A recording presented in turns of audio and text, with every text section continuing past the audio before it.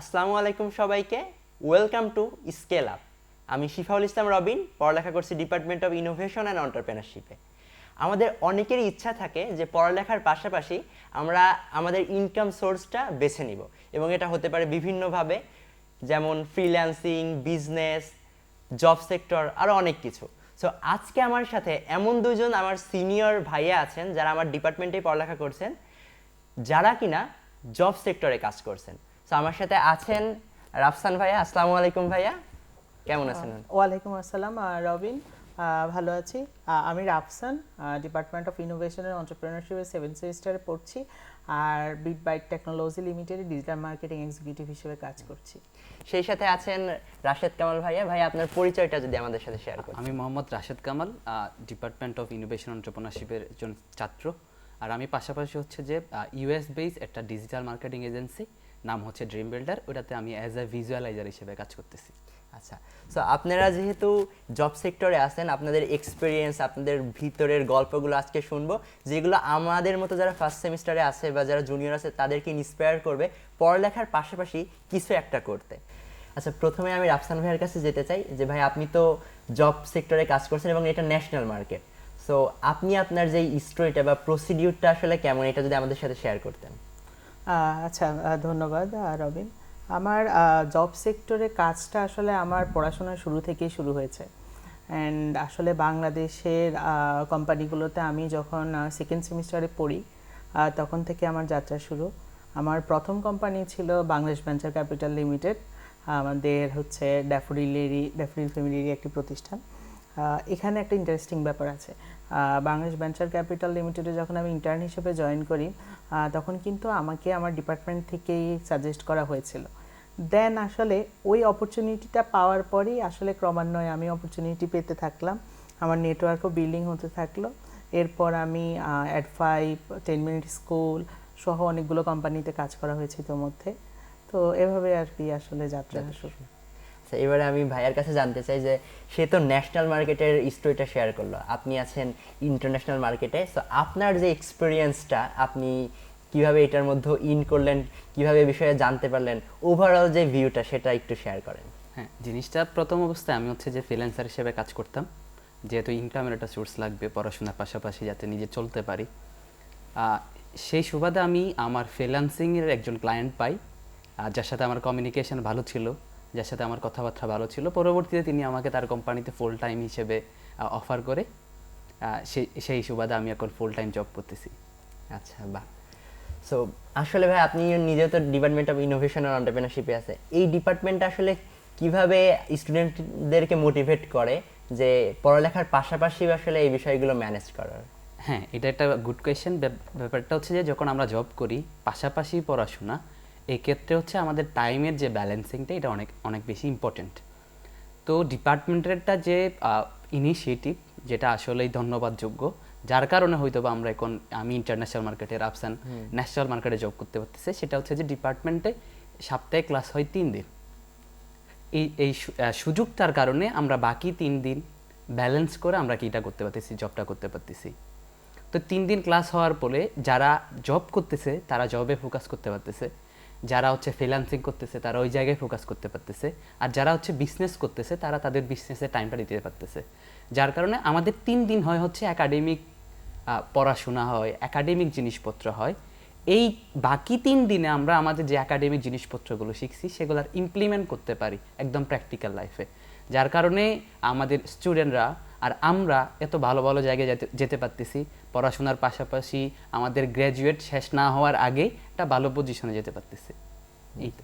আচ্ছা ভাইয়া, ভাইয়া বলছিলেন যে আমাদের ডিপার্টমেন্টে, আমি নিজেও আসলে উপলব্ধি করছি নতুন এসেই, যে আমাদের ডিপার্টমেন্টে 3 দিনে ক্লাস নেওয়া হয়। একাডেমিক যে পড়াশোনা আমরা 3 দিন করে থাকি, পাশাপাশি বাকি দিনগুলোতে আমরা আমাদের কোকারিকুলার অ্যাক্টিভিটিসগুলো করতে পারি, পাশাপাশি বিভিন্ন সেক্টরে কাজ করতে পারি। মানে বাকি যেই 4 দিন থাকে, এই টাইম ম্যানেজমেন্টটা আপনি আসলে কিভাবে করেন? আচ্ছা, তার আগে আমি একটু রাশেদ একটু আগে যে স্টোরিটা বললো সেটার সাথে একটু কানেক্ট করি। অবশ্যই। রাশেদ তো 3 দিনের কথা বললো। তো 3 দিনের পাশাপাশি ডিপার্টমেন্ট থেকে আরেকটা অপরচুনিটি আমরা পাই, সেটা হলো ইন্ডাস্ট্রি লিডারদের ক্লাস। আমি জানি না তুমি জানো কি না, বাংলাদেশে কিন্তু গ্রাজুয়েট হওয়ার আগে কর্পোরেট সেক্টরে, কোম্পানিগুলোতে, বা আমাদের যে বড় বড় কোম্পানিগুলো আছে সেগুলোতে জব পাওয়াটা অত্যন্ত টাফ। বাট আমরা কিভাবে আমাদের ডিপার্টমেন্টে, শুধু আমি না, আমি যখন 10 মিনিট স্কুলে ছিলাম আমার ব্যাচেরই আমার ফ্রেন্ড 10 মিনিট স্কুলে জব করতো, আমার অন্যান্য ফ্রেন্ডরা অন্যান্য অনেক কোম্পানিতে জব করতো। তারা এই কাজটা কিভাবে করছে? আলটিমেটলি এখানে নেটওয়ার্কিংটা কাজে লাগছে। অবশ্যই। এখন নেটওয়ার্কিংটা আমরা কিভাবে বিল্ড করতে পারি? এই জায়গাটায় আমার ডিপার্টমেন্ট আমাকে হেল্প করছে। তুমি যদি প্রতি সেমিস্টারে 3 জন ইন্ডাস্ট্রি লিডারের ক্লাস পাও, ওখান থেকে যদি একজন ইন্ডাস্ট্রি লিডারের নজরে পড়তে পারো, তোমার জন্য কিন্তু কাজ পাওয়াটা ইজি হয়ে যায়। অ্যান্ড শুধু এটা না, আমি একটা সময় ভয় পেতাম যে আমি আমার ডিপার্টমেন্টের নাম বললে আমাকে মানুষজন কাজ দিবে নাকি, চাকরি দিবে নাকি। বাট আমি না কোথাও গিয়ে যে মানুষ সিভি শো করে তারপর একটা বিশাল ইন্টারভিউ নিয়ে বসে থাকতে হয়, আমাকে সব জায়গায়, মানে এটা গর্ব করে বলতেছি না, আমাকে হচ্ছে সব জায়গায় আসলে ডেকে নেওয়া হয়েছে যে আমাদের কোম্পানিতে জয়েন করা, আমাদের কোম্পানিতে কাজ করতে পারেন, বা কেউ না কেউ সাজেস্ট করেছে। তো এই ফুল সাজেশনের মধ্যে বা আমার এই কাজগুলো পাওয়ার মধ্যে কিন্তু আমাদের ডিপার্টমেন্টের একটা ভালো আমাদের অবদান ছিল। আর যে 3 দিনের ক্লাসের ব্যাপারটা বললাম, আমি এটা সবসময় বলি যে আসলে আমার কিন্তু 6 দিন বা আমাদের ভার্সিটিতে যে পড়াশোনা 5-6 দিন স্টুডেন্টদেরকে কষ্ট করে ক্যাম্পাসে নিয়ে আসার খুব বেশি একটা গুরুত্ব আমি দেখি না। এখানে যদি আপনি 3 দিনের মধ্যে কাভার করতে পারেন, বাকি 3টা দিন যদি আমাদের প্র্যাকটিক্যাল লার্নিংয়ের সুযোগটা করে দেন, স্কিল ডেভেলপমেন্টের সুযোগটা করে দেন, আমার ভার্সিটি বা ডিপার্টমেন্ট আমাকে চাকরি জোগাড় করে দিতে হবে না। আমি আমার চাকরিটা হচ্ছে আমার স্কিল দিয়ে, আমার নেটওয়ার্ক দিয়ে নিজ থেকে আসলে জোগাড় করে নিতে পারবো। শুধুমাত্র আমাদের অনেক স্টুডেন্ট এই সময় না পাওয়ার কারণে অনেক কাজ করতে পারে না, অনেক জায়গায় জবে জয়েন করতে পারে না। এই জায়গাটায় আমাদের ডিপার্টমেন্ট আমাদেরকে যে হেল্পটা করতেছে, এটা আমাদের জন্য একটা খুবই বলা যায় যে খুবই ভালো একটা ইনিশিয়েটিভ, অ্যান্ড আমরা এই জন্য আসলে এগিয়ে যেতে পারছি। নেটওয়ার্কিংটা আসলে আমরা যদি আরো স্পেসিফিক করে বলতে চাই যে নেটওয়ার্কিংটা আমরা কিভাবে আরো ইনক্রিজ করতে পারি? আচ্ছা, নেটওয়ার্কিং বলতে আমরা অনেকে বুঝি কি যে আমরা হয়তো সোশ্যাল মিডিয়ায় অনেক মানুষের সাথে ফ্রেন্ড হয়ে থাকবো, তারপর হয়তো আমাদের নেটওয়ার্কিংটা হয়ে যাবে। বাট এটা না আসলে ট্রু না।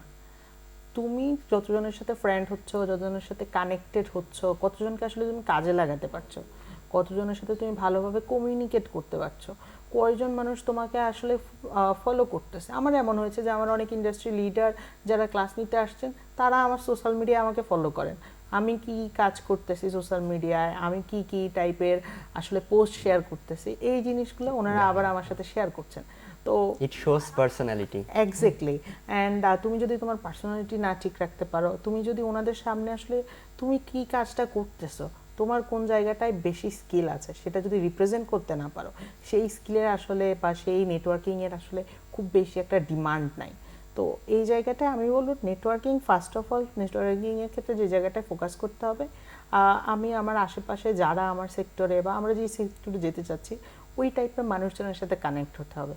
দেন ওনাদেরকে বিরক্ত না করে ওনাদেরকে আমি দেখাতে হবে যে আমি আসলে কি কাজ করছি। অ্যান্ড এভাবে আসলে কিন্তু আমরা চাইলে ওনাদের সাথে একটা বলে না গুড নেটওয়ার্কিং, ব্যাড নেটওয়ার্কিং, আমরা গুড নেটওয়ার্কিংটা ক্রিয়েট করতে পারি।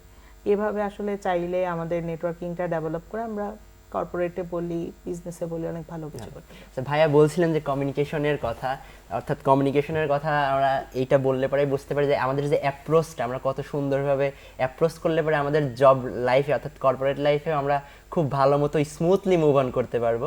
ভাইয়া মানে এই বিষয়ে যদি বলেন যে কিভাবে এইটা মেইনটেইন করলে আমরা খুব ভালো করতে পারবো এক্ষেত্রে।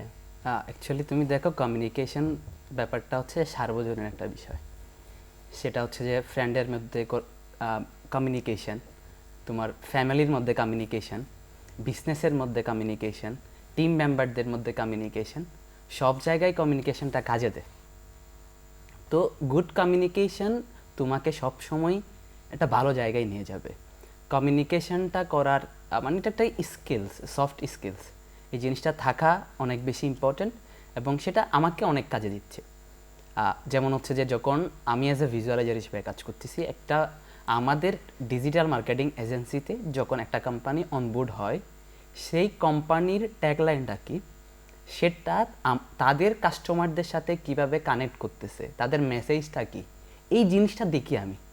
প্রত্যেকটা সোশ্যাল মিডিয়া পোস্ট বলো, ওয়েবসাইটের যে কন্টেন্টগুলো বলো, যে ব্লগগুলো যাচ্ছে, এইগুলার দ্বারা এই কোম্পানির যে ট্যাগলাইনটা আছে, যে মূল জিনিসটা আছে, যে হার্ট, সেটার সাথে কানেক্ট করতে পারতেছে কিনা প্রত্যেকটা, সেই জিনিসটা। তার মানে এখানেও দেখো যে কমিউনিকেশনটা হচ্ছে, যে কোম্পানির সাথে তার যে মূল জিনিসটা সেটা গিয়ার সাথে কিভাবে কানেক্ট করতেছে, তাদের ক্লায়েন্টের সাথে, তাদের কাস্টমারদের সাথে কিভাবে ক্লায়েন্ট করতেছে। তো এটা হচ্ছে ব্র্যান্ড কমিউনিকেশন।